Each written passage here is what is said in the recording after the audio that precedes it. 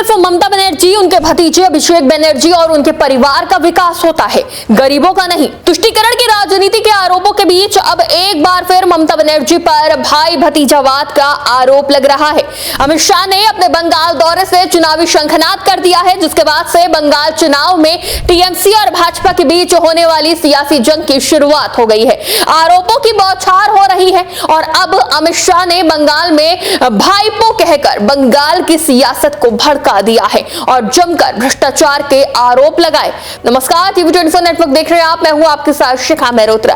अमित शाह ने बंगाल मिशन के तहत ममता सरकार पर जमकर हमला बोला और कहा कि पिछले 15 साल से डर और भ्रष्टाचार ही बंगाल की पहचान बन गए हैं।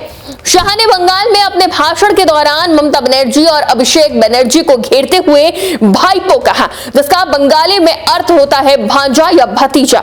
शाह का इशारा ममता बनर्जी के भतीजे अभिषेक बनर्जी की ओर था। तृणमूल कांग्रेस और राजनीति में अभिषेक बनर्जी के बढ़ते कद के कारण विपक्षी दलों ने ममता बनर्जी को पीसी यानी आंटी कहना शुरू कर दिया था, क्योंकि ममता के परिवार से अभिषेक ही राजनीति में आए हैं, इसलिए उनकी सरकार को पीसी भतीजा सरकार भी कहा जाने लगा है। शाह के मुताबिक ममता बनर्जी के नेतृत्व वाली सरकार के भ्रष्टाचार के कारण राज्य में विकास रुक गया है। उन्होंने ये भी कहा कि केंद्र की सभी लाभकारी योजनाएं बंगाल में टोल सिंडिकेट का शिकार हो गई हैं। भाजपा पहले भी ममता सरकार पर भाई भतीजावाद का आरोप लगाती आई है। यह पहली बार नहीं है जब ममता बनर्जी पर भाई भतीजावाद का आरोप लगा है। भारतीय जनता पार्टी इससे पहले भी साल 2021 में इस तरह के आरोप लगा चुकी है। 2021 के चुनाव में प्रचार के दौरान भारतीय जनता पार्टी ने भाईपो शब्द का इस्तेमाल किया था और तृणमूल कांग्रेस पर हमला बोलने के लिए इस शब्द का बार बार प्रयोग किया गया। तो वहीं दिसंबर 2021 में पश्चिम मेदिनीपुर में एक जनसभा को संबोधित करते हुए अमित शाह ने कहा था कि आप सिर्फ अपने भतीजे की परवाह करते हैं, आप बस ये सोचते रहते हैं कि मैं उसे मुख्यमंत्री कब बनाऊं, जबकि राज्य के लोग पीड़ित हैं। 2021 में चुनाव के दौरान ही एक जनसभा को संबोधित करते हुए अभिषेक बनर्जी ने अमित शाह पर पलटवार करते हुए कहा था कि बीजेपी के छोटे बड़े सभी नेताओं के पास कहने को एक ही बात है, भतीजा या भाईपो। वो मेरा नाम लेकर अभिषेक बनर्जी नहीं कह सकते, तो प्रधानमंत्री और ना ही कोई बीजेपी नेता मेरा नाम लेने की हिम्मत रखता है। यानी सीधे तौर पर अभिषेक बनर्जी ने कह दिया था कि भारतीय जनता पार्टी में कोई भी उनका नाम लेने की हिम्मत नहीं रखता है, छोटा हो या बड़ा, सभी नेता सिर्फ भाईपो या भतीजा ही कह पाते हैं। लेकिन 2026 में ये राजनीति बिल्कुल बदल गई है। अब भाजपा नाम लेकर अपने विरोधियों पर सीधा हमला बोलती है। पश्चिम बंगाल में 2026 में होने वाले विधानसभा चुनाव को लेकर बीजेपी ने अपनी बिसात बिछानी शुरू कर दी है। इसी कड़ी में अमित शाह इन दिनों बंगाल के दौरे पर है। इस दौरान उन्होंने मुख्यमंत्री ममता बनर्जी और उनके भतीजे अभिषेक बनर्जी पर कटाक्ष करते हुए भाईपो कहा।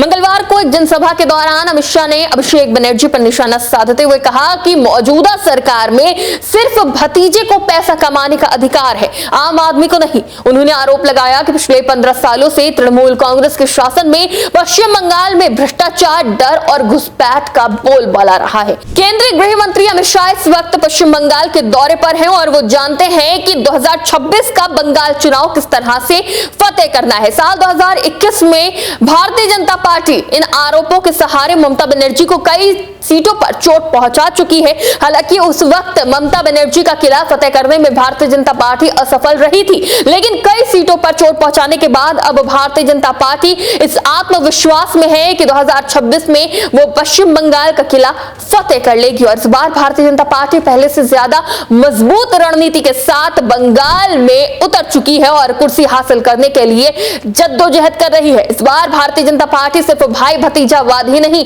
बल्कि घुसपैठियों का मुद्दा भी जोर शोर से उठा रही है। इसके साथ ही भ्रष्टाचार, तुष्टीकरण की राजनीति और सुरक्षा के मुद्दे पर भी ममता सरकार को घेर रही है। पश्चिम बंगाल की जनता को भारतीय जनता पार्टी ये विश्वास दिलाना चाहती है कि मौजूदा सरकार में जनता सुरक्षित नहीं है और लगातार घुसपैठिए देश में बढ़ रहे हैं और उनके रोजगार पर डाका डाल रहे हैं। भारतीय जनता पार्टी जनता के बीच ये बात रखने की कोशिश कर रही है कि ममता सरकार में सिर्फ भतीजे का ही विकास होता है, आम जनता पीड़ित है। अब टीएमसी बीजेपी की ओर से आने वाला पलटवार भी देखना दिलचस्प होगा, जो कि बंगाल चुनाव को नई दिशा में मोड़ देगा। फिलहाल इस पूरे मामले में आपकी क्या राय है, कमेंट करके जरूर बताइएगा।